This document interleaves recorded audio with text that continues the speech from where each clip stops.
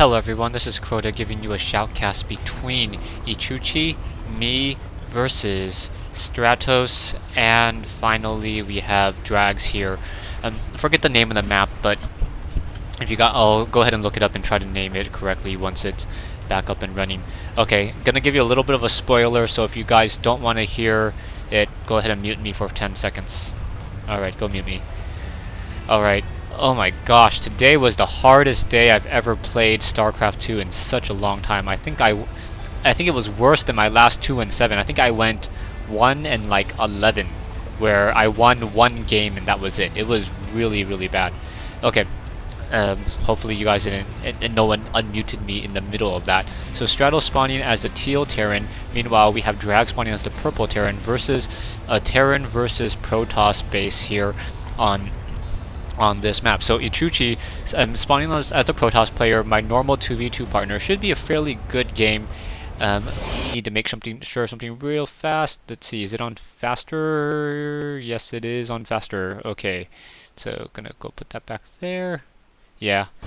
Anyways, just wanted to make sure. The game seems kind of slow. So probe now moving on out. Gonna go ahead and drop down a gateway over here. I say I'm not gonna go for an early Reaper just because it's double Terran. So double Terran, and now we have Stratos coming in and trapping that probe and taking it down. So Echuchee losing his early probe, and now some players say, you know what, you should just ignore the probe.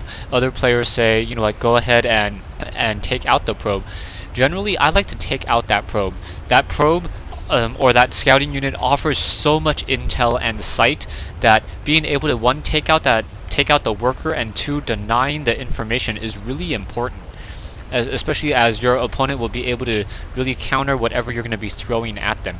Back over here, we have Stratos now moving up. Going to go ahead and head over to the left-hand side, and going to be able to scout me out. I'm trying to build a more of a tight build. I'm trying to come up with different strategies, and I don't really know what I like anymore. DraggZ able to go ahead and put down a tech lab and a supply depot here in order to complete this wall-in, preventing any units from heading on up there. So Echuchee was unable to get any scouting information on this base.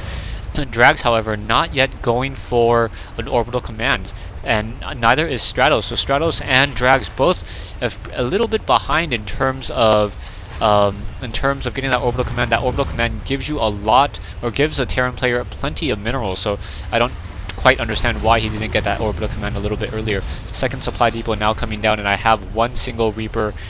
I'm gonna try to Reaper this up, try to win some of these games somehow. I don't even know if I can keep my enthusiasm down. I've been playing really, yeah.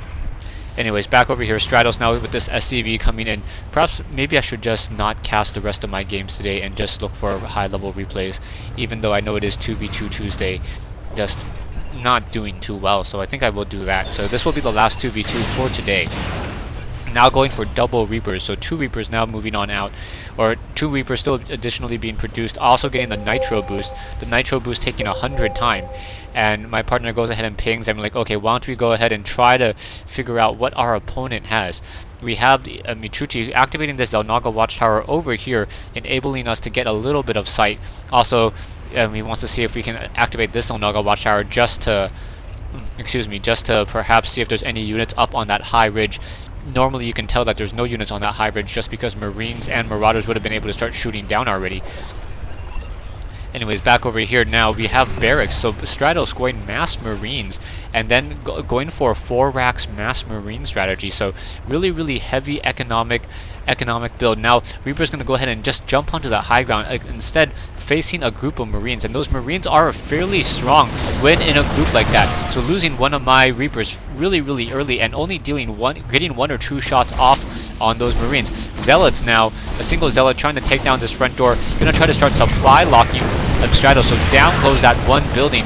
I head up and then jump back down because I realize I cannot do nearly that much, and now I run into a group of Marauders. Not looking good, and then DraggZ able to just come on in and push on through. So DraggZ coming in with these Marauders and these Marines. So Stratos do double Terran build, mass Marines and mass Marauders. Over here, Echuchee now getting a robotics facility as well, and going off of a double gateway. Double gateway producing stalkers. However, he should not be producing Stalkers anymore. I think it was a little bit of my issue, as the Mass Reaper build doesn't really work well against Terran. So I'm gonna have to change that up just a little bit. Marines now moving on out. Marauders gonna go ahead and try to head up that ramp, as we now have Warp Gate finished being researched. Stalkers doing a little bit of focus fire down on those units, able to get a couple of those. Now Reapers coming over as well, trying to finish off the rest of these units. And Marauders finishing off, and now in comes that final Marauder. Still have a couple Marauders, still have a couple of Reapers. Gonna go ahead and try to push on out, try to take down more and more of these units. So we're gonna go ahead and try to push, able to destroy that main army. Echuchee sitting on an 850 mineral army. I'm sitting on 300. Stratos down to 200, just producing 4 Marines just now, and DraggZ up to 40 and 450. So pretty balanced game. Both players, or both teams, just trying to push on each other, trying to capitalize on their opponent's mistakes, and wanting to make sure that there is no expansions down here. So we do a quick check. Don't see any expansions, no buildings, and now Marines fighting back up. Gonna go ahead and try and destroy the supply depot. One single Stalker, however, perhaps a Guardian Shield should be used in order to try to protect those Stalkers. Guardian Shields on Guardian Shields against Marines are just absolutely devastating. In comes the Siege Tank as well. So the Siege Tank going to be able to blast a lot of our units, and a single Immortal trying to get into position, trying to take down that Siege Tank. Siege Tank, however, able to get that final shot off, and the Siege Tank at 52 hit points left. Wow, I think I'm just really tired. This is not one of my better casts. Perhaps I'll be inspired by watching some higher level replays in a little bit. Marauders and Immortals coming back in as well. Stalkers and Zealots. Echuchee trying to take his natural expansion. I have taken my natural expansion as well. I built the orbital command over here, lifted it, dropped it back down, and able to start mining out very quickly. Both teams just trying to macro up a little bit more. Stratos sitting at 28/51, and for some reason not producing additional workers. His worker count's only at 17. So I think that's the real issue. He's not able to get any strong economy up and running. Over here, DraggZ sitting on 2 siege tanks, going to start moving out against an army of Marauders, Immortals, Stalkers, and Zealots.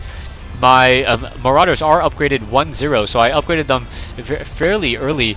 Now getting almost 1-1 upgrades on my Marauders as well, and also going to produce some additional factories for more siege tanks. So I'm trying to go for a siege tank Marauder push here. Orbital command still producing more SCVs, trying to get my worker count up. I'm sitting on 35 harvesters. I want to get up into the low 50s as I mine off of these 2 bases, and then just continue to macro up further and further. Back over here we have Marines and Marauders with that combat shield, so those Marines have an additional 10 hit points, ready to move on out. Those decals on those Marines and those Marauders, that actually looks pretty good. Those shield decals. Siege tanks moving out as well. Do the siege tanks have decals? It does not. Oh, they do have that decal, but I don't see it on that siege tank. Looks like it's maybe on that back. No, don't really see it. In come these Marauders and these Marines, just walking into their death. Not a very great move here, trying to take onto this position. Siege tank's now going to siege on this high ground, and we are not going to push into there because we know that there are some units based upon this observer here. So Echuchee correctly placing observer here, able to keep track of that single siege tank. Back over here, still sitting on some units here, just trying to figure out what we can macro up. I have a single siege tank sitting on my high ground in order to be able to protect us against any strong attack here. So Echuchee says that he's going to try to flank, come around the side. Echuchee does have the Zelnaga Watchtower, so he knows that it's fairly safe to do so.